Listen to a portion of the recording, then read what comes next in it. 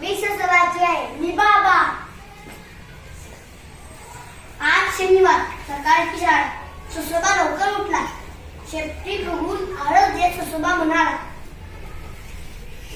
अगं आई, सकाळ झाली, तू कामाला लागलीस.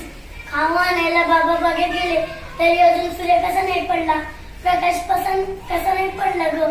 अजून रात्र आहे का ग आई?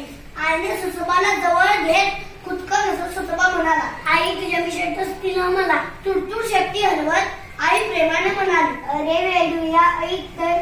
ससोबा कान ताट करून ऐकू लागला. आई सांगू लागली, आता आभाळ धरून आले, आकाशात काळे ढग आले. आता प्रकाश पडेल, चमचमणाऱ्या विजेचा आवाज येईल, गडगडणाऱ्या ढगांचा.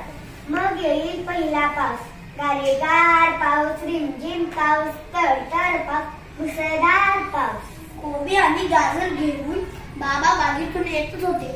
ससोबा शेपटी ताट करून जोरात धावत सुटला. पहिल्या पावसाची रिमझिम बातमी त्याला बाबांना सांगायची होती. इतका चमकरवीत चमकली आणि झाला की गडगडाट. ससोबा इतका दचकला की धडकन बाबावरच आपटला.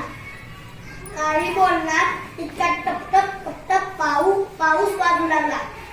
ससोबा इतका आनंद झाला की त्याला काही बोलताच येईना. त्याने बाबांना घट्ट मिठी मारली. घरी आई वाटच पाहत होती. घरी येता ससोबा आईला ढकलत अंगणात घेऊन गेला. आई, ससोबा आणि बाबा सारे मिळून पावसात गारगार भिजले.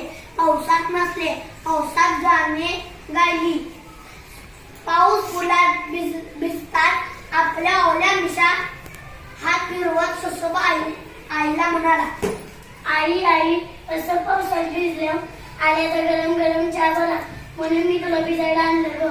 शिंब बसलेल्या ससुल्याला जवळ घेत आई म्हणाली, आलं माझ्या लक्षात. धन्यवाद.